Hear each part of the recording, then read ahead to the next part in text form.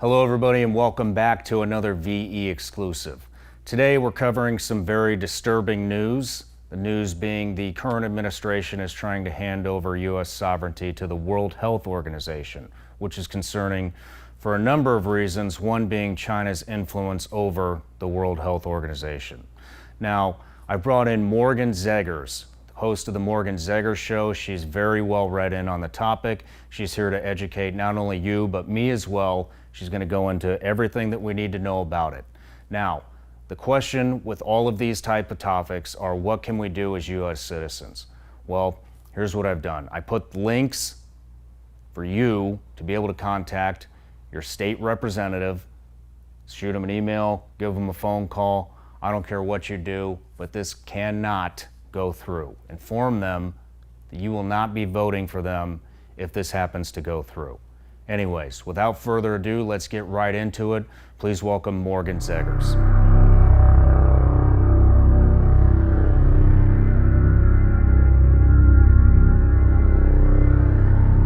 Morgan Zegers, thank you for your time and for coming on. So you are host of the Freedom Records and the Morgan Zegers Show, which is a fantastic show. It's where I get a lot of my news from now. You cut right to the point, and I really appreciate that. I think a lot of people appreciate that. And but let's just cut right to it. There's some stuff going on between the current administration and the World Health Organization. I think that goes down, is it May 22nd, or is it the 28th? Yeah, it starts this weekend on the 22nd. Can you inform us of what is going on? Yeah. So Sean, thank you so much for having me on. I appreciate it. And this is a true passion of mine. You mentioned the Freedom Records. It's something that I put on with my nonprofit. We fundraise and produce a show that interviews survivors from communist countries because, first of all, I think they are amazing stories and they're inspiring. They inspire Americans, especially young Americans, on certain character traits that I think are lacking in our society. And so it gives them someone to look up to, someone to be inspired by. But it hits these lessons that aren't being taught in the American classrooms right now, especially about the horrors of the 20th century and the current events that we're dealing with right now with the rise of the radical left. So it's really an honor to get to interview them.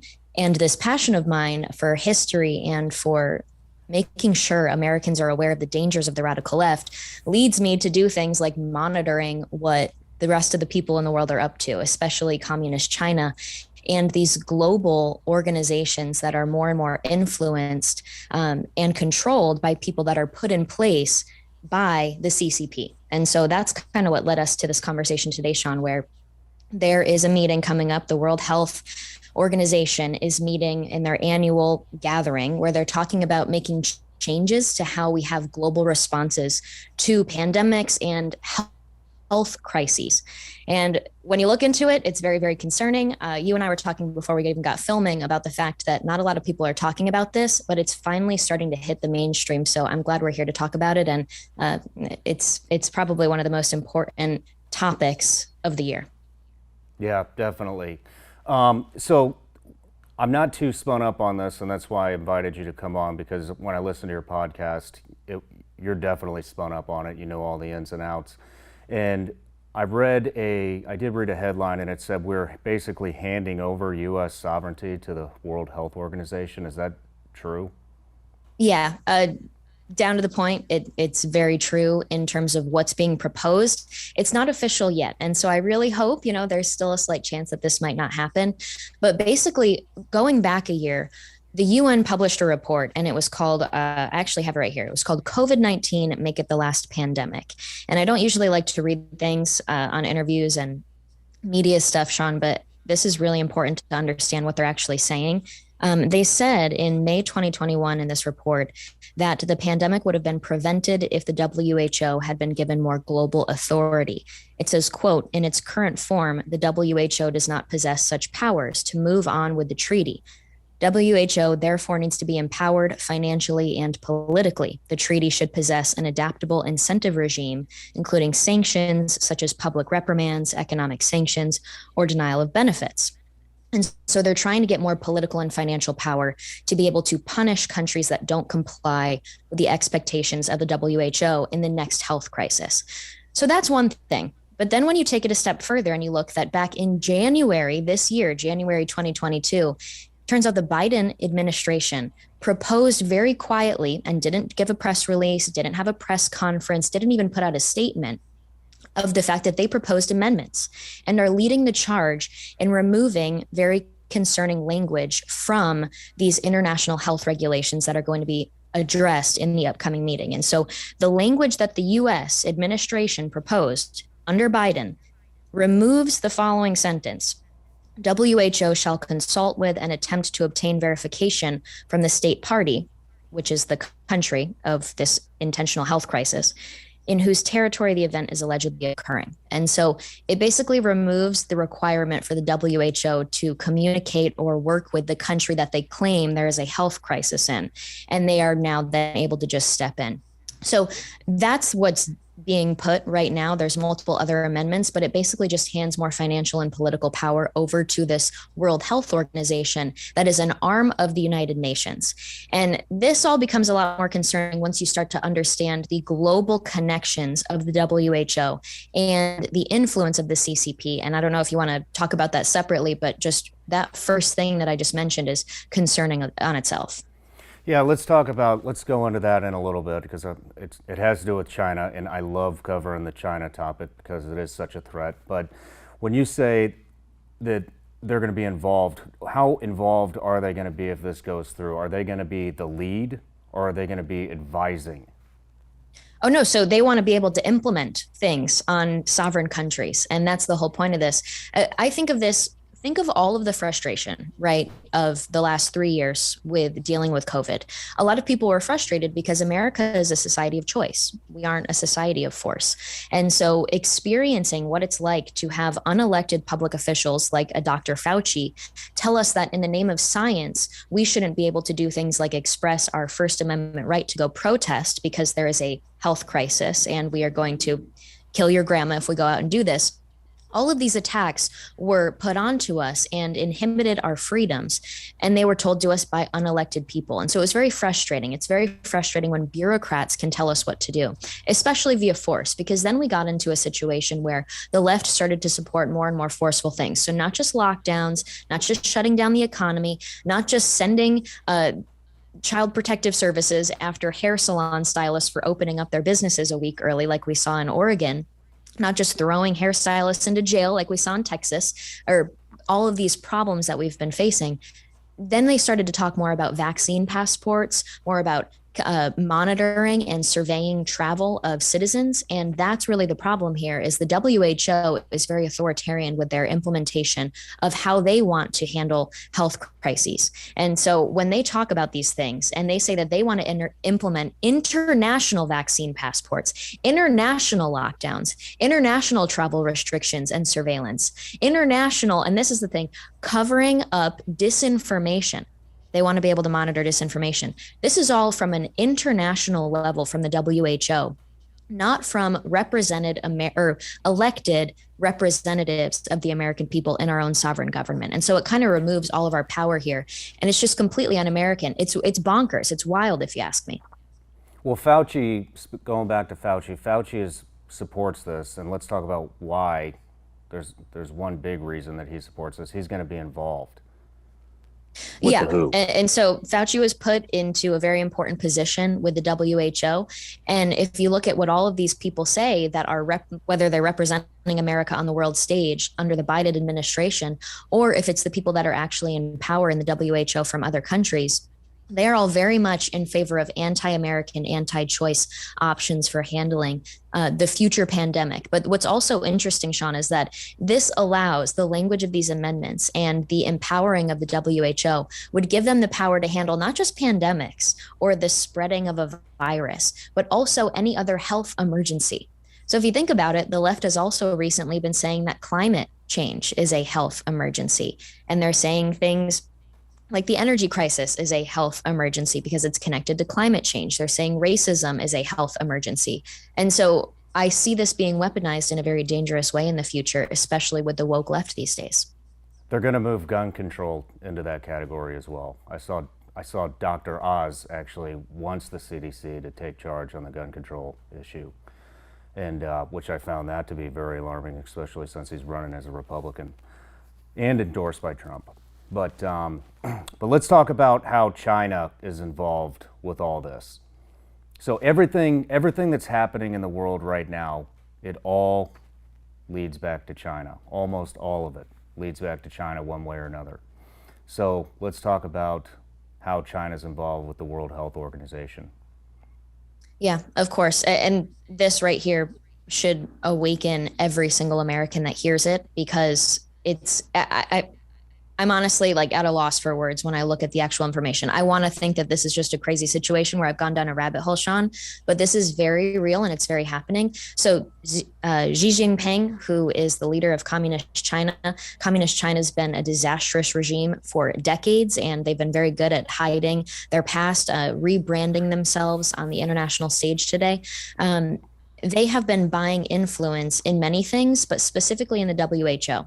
And so in 2017, Tedros, who is the current director general of the WHO, was put into power, and he beat out the UK candidate for the position. And it turns out it's because Communist China used their non-transparent aid funds to buy votes from developing countries. And so China handed over a bunch of money to countries that really needed it. And next thing you know, a communist, a self-identified communist member of the Communist Party in Ethiopia, who is not even a doctor. This is the first time a non-medical doctor has been elected to this position.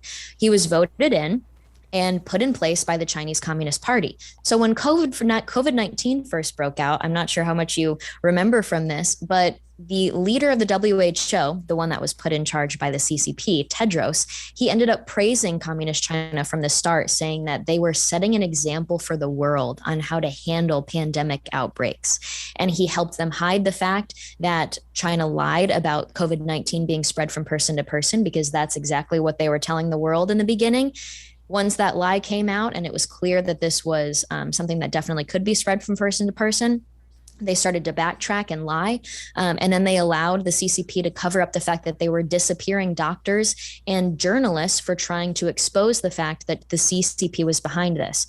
Not only that, they then went into a propaganda cover-up campaign to hide the fact that this is probably connected to the Wuhan lab, not some marketplace in China like they tried to initially say. And we can look at example after example of how this man, Tedros, has been helping the CCP cover it up.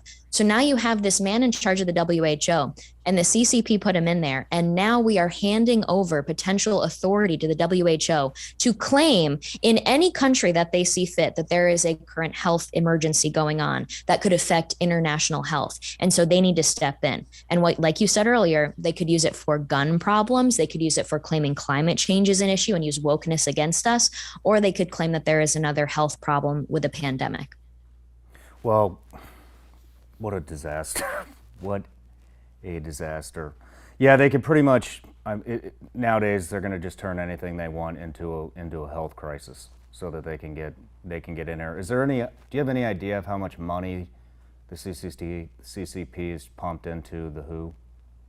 I know it's not as much as other countries. The US is pretty much the largest supporter. And then get this, even before the COVID-19 pandemic, the second largest funder of the WHO is Bill Gates and Melinda Gates, their foundation. So I find that a little interesting that you can be a billionaire and then become the second largest funder of such an important organization that could potentially, with the help of the Biden administration, the administration of the United States, hand over authority to make such important decisions about surveying people and forcing them to take vaccinations and locking them down, stopping their businesses. This is all completely anti-American. But the Chinese money that they're putting in is usually under the table, Sean. So I can't exactly track that. And when I look at the sources, it usually says that they have opaque aid funds that they use to help countries that really do need the support. And unfortunately, right now, with the economic downturn that we're seeing, we're going to continue to have these weaker countries be at the will of the communist regime. Well, they're still tied. Even Bill Gates is tied in with China, and so many of our politicians are tied in with China. And even if there's not direct payments, it's business ties, which they can, blackmail these guys and shut their businesses down in China, which is the money. And so So they're still pumping it in. It's just China's smart. You know, they play a long game. They're very smart on how they're doing their dealings, and not very many people are exposing it. Is there anything else that we're missing about all this that needs to be told? Well, just the fact that they are going to say that this is disinformation for us to be talking about it, but it's very real. I've been looking into what other countries are doing. I believe in the UK, there is discussion of requiring via petition for this to go to a vote by the citizenry before it is supported by the health representatives of the UK going and voting on behalf of the entire population there. And so I think the biggest problem that we face in many of the problems in America is just awareness. We aren't taught about these issues and the concerns of these global authorities, or the history of the rise of communism, the history of communist China and what they're up to now. I mean, we just had the Olympics in Beijing, so that says enough about the situation. We aren't properly aware of these. And going back to the foundation of the country, we're supposed to be a federalist system with checks and balances of power. The power is supposed to be spread out, and then you have to be able to check the power. The whole problem with these bureaucratic agencies that are given so much funding power, so much decision-making power, not with having to pass a law to require us to do certain things, but just with health mandates, they're able to dictate and control our lives. That alone is anti-American. Now take that out of the federalist system of America, where we could still potentially hold Fauci accountable. I don't see any potential way for us to hold the WHO accountable, or for us to hold anybody who is in that organization accountable if they infringe on our freedoms, oppress American citizens, and do some really terrible things in the future. So this idea of removing checks and balances and putting America on the stage for the world to come in and invade us if they declare we have a health emergency is just horrifying to me. I can't find the words, and I'm sorry that I'm not sounding more eloquent in this interview, but this is truly an issue that just baffles me, and I've been doing this for years now, so I'm pretty shocked by it. Well, that'll be the plan to come in, guaranteed. The big question that everybody always has with things like this is, what can we do? What can people do? We're trying to bring awareness. That's my whole goal here, is to bring awareness and get a big audience to realize what's about to happen here. What can they do? What can the viewers do? Yeah. Well, like I said, I was looking at what other countries are doing, and right now they're doing petitions. I don't think that is enough. I think we need to have our federal level politicians start to stand up to this immediately. I mean, Sean, it's happening in days from now. So this could be signed and some really bad stuff could go down. I don't know what they intend to do once this goes through, but I don't see any opposition to this right now, and I'm pretty horrified by it. That being said, I try and track what other people are covering. I was shocked that this didn't get picked up for a while. I think because a lot of people assumed that this couldn't possibly be real. But now that it is real, now that we know this, I do know that a lot of my connections in just the conservative movement and everything they are covering it this week now that they realized, oh my gosh, this is actually happening. So that basic level of awareness is important. But if we take this into evaluating the future of the country, Sean, this is my evaluation of it. If this all goes through, and if we ever see a health regulation, because keep in mind, they told us that we couldn't even exercise our First Amendment right to protest these insane tyrannical lockdowns, the authoritarianism used against us because it was the health crisis and we shouldn't leave our homes, all of these things. They were able to take away our constitutional rights via health regulations. And so if we see that on the international stage, and those international people have the support of the federal administration, the Biden administration in our country, and a large percentage of the people on the left in America who support using authoritarian force instead of encouraging choice in this country, that's when I think we're going to have some major fractions in the nation between states. We're going to start to see federalism really take place, the idea of laboratories in states. And when the federal government commits dereliction of duty, we're going to see the states rise up to fill that gap. And I predict that that's what we're probably going to see if this goes through. Yeah, well, a lot of states are already rising up against the federal government. I think things that people can do that are simple is, one, get a hold of your congressman, and people want to know how to do that. Just Google how to get in touch with my congressman, make a phone call. Elections are coming up. They want votes. They want to get reelected. Tell them they're not getting reelected if this goes through. I think that will be one thing. Another thing is to spread awareness. So that's why when we talked a little bit before, I wanted to keep this segment shorter so that it's easier for the consumer to consume. Spread this message, let everybody know what's going on, and tell them, get a hold of the congressman. If you live in the same state, give them the number to the congressman. And Oh, sorry. And Sean, I just want to add too, this is all about funding. And so this is really important, especially with senators. They have the power to really put their foot down and stand against something like this. They have the power of the filibuster. This should be something that the American people are involved in. And even if that, it should be the representatives that we elected. And so when we look at this big picture of how did these people in the healthcare regulatory agencies get so much power, it's because our legislature, which was given the power to make laws and to put out money to implement those laws, they hand over decision making, regulation making, and funding abilities to the executive agency bureaucratic offices. And so that's really where the money can be stopped. I know when President Trump was in office, he stopped the funding to the WHO, he pulled America out, and then Biden put us back in. And so I think something drastic like that needs to happen, and that will come via our representatives when you contact them. Perfect. Thank you. Morgan, I want to wrap this up. I want to say again, guys, everybody go check out the Morgan Zegers show. It's phenomenal. It's great information. A lot of people aren't covering what she's covering. And I'll put all your links to your social media, your show, your new YouTube channel that's going to kick off here in the beginning of June. Yes. Perfect. It'll all be linked below, and I hope to collaborate with you again. Thank you. Thanks, Sean.